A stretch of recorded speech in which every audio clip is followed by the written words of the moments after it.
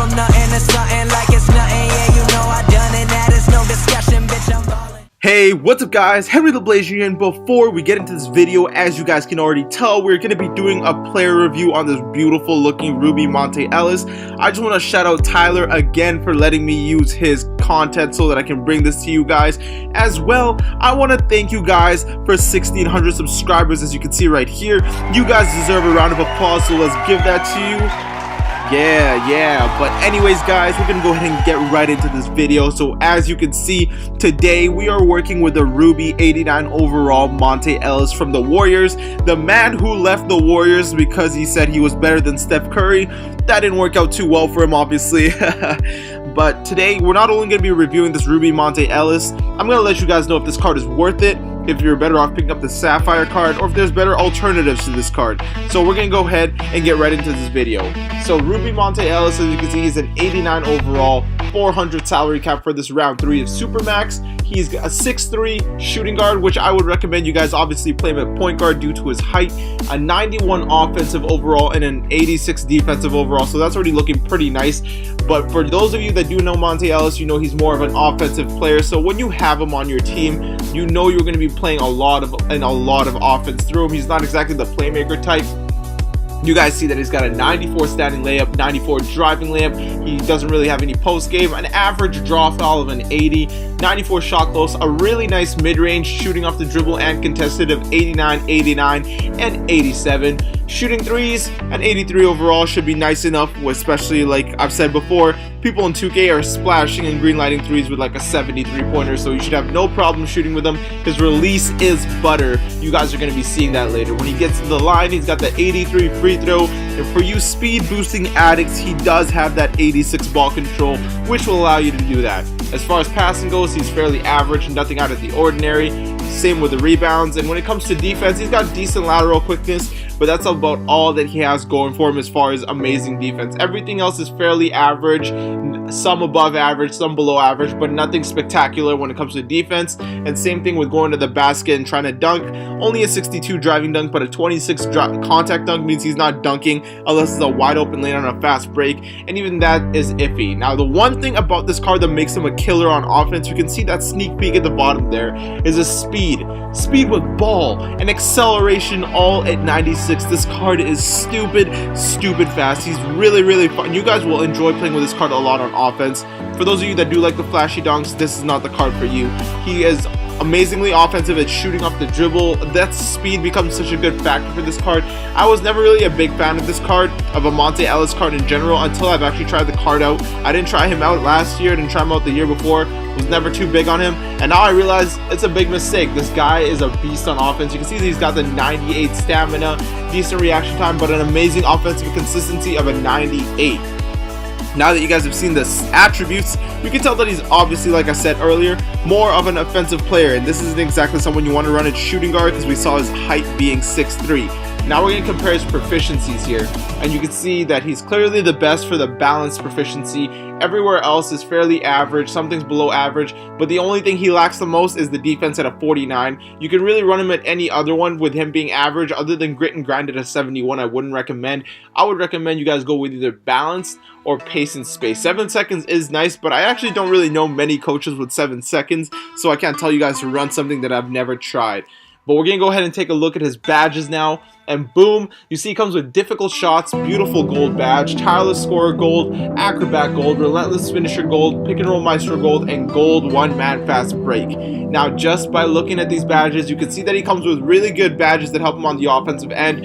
Of course, for me personally, the badge I don't care for is a one-man fast break, but I'm not going to turn down a free badge.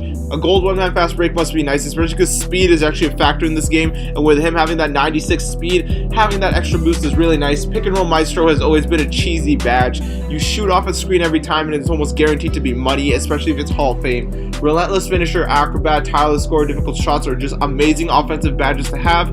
I do wish he had something like mid-range Deadeye, but I'm not going to complain about free badges.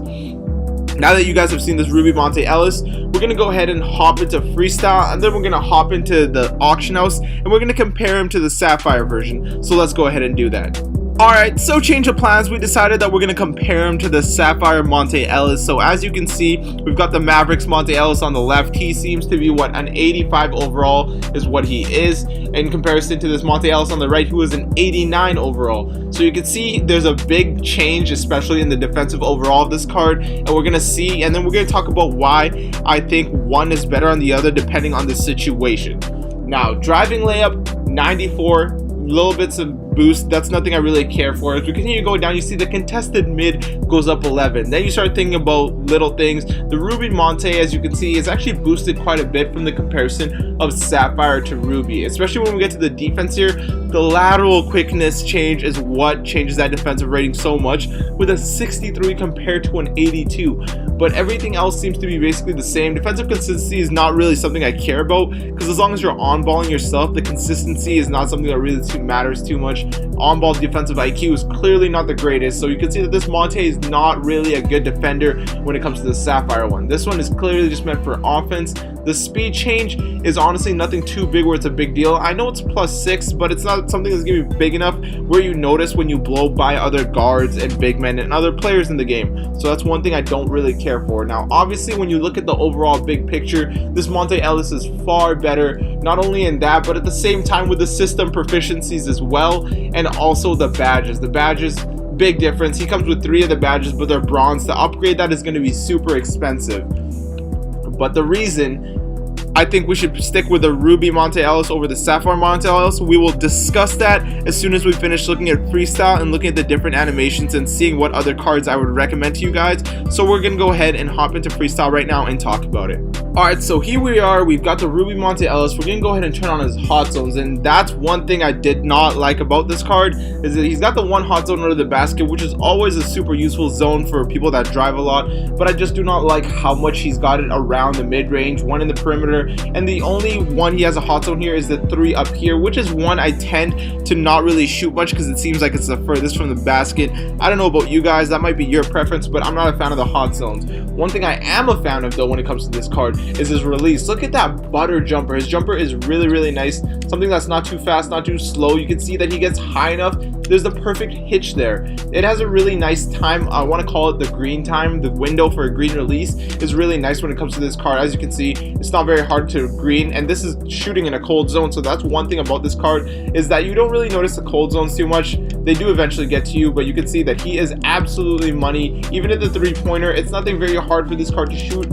I forget whose release he reminds me of. I will let you guys know if I eventually know, but this card, super fast on offense. Like, this card is not to be messed with. Very aggressive going to the basket, very nice on offense. Again, Monta Ellis, offensive specialist. That's basically what he was known for. Look at that beautiful release. Not a very hard release to learn. Look, it's just so easy to green because it's got that timer, that little hitch at the top right there. When you know exactly when he's going to release, it's just so easy. You can release it right almost every time. As you can see, he's yet to miss yet because it's just that easy to green. So offensively, this man is a specialist. Now we're going to start talking about and showing you some of his signature dribbles. That is his size up right there. Something pretty nice. You can explode off it and do something off it if you like. I didn't really do anything too fancy.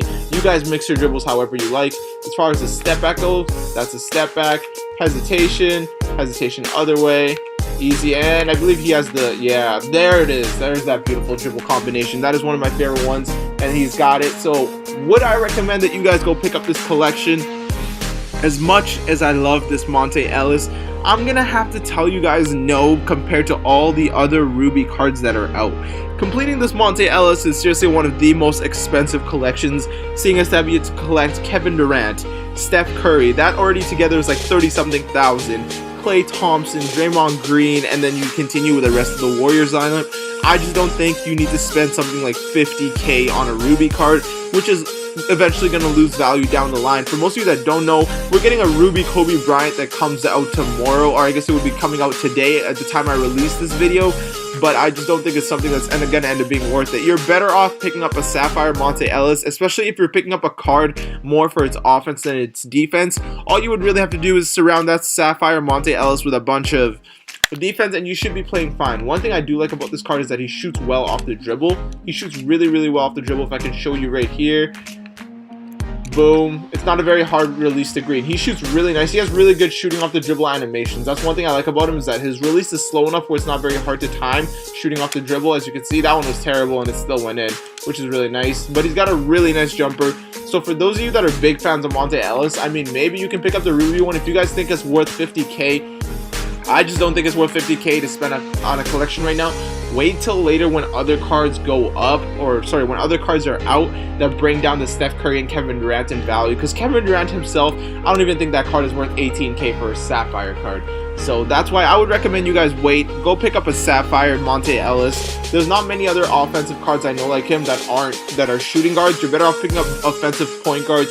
He's basically like a Kyrie without the dunking. The man can dribble really nice, beautiful release, can shoot off a dribble, has a deadly mid-range, doesn't dunk very often, and that's basically Kyrie Irving for me, the Sapphire one at least. And that's why I really don't think this card is worth it. I mean, his release is nice, but it's just not worth 50k for a release on a card that's going to devalue as time goes. And once you lock that card in, you're stuck with it. I just think there's going to be better cards coming out, and that is why. But that is my review on Monta Ellis. It's up to you guys on whether you decide to pick him up or not. Overall, as a card, I would rate him 8 out of 10, but I would not recommend that you guys go pick him up. But anyways, guys, if you did enjoy the video, don't forget to leave a like. And for you new viewers, you already should be hitting that subscribe button, but I'll give you another chance to do it and join the Blazer Nation. Thanks for watching, guys, and take care.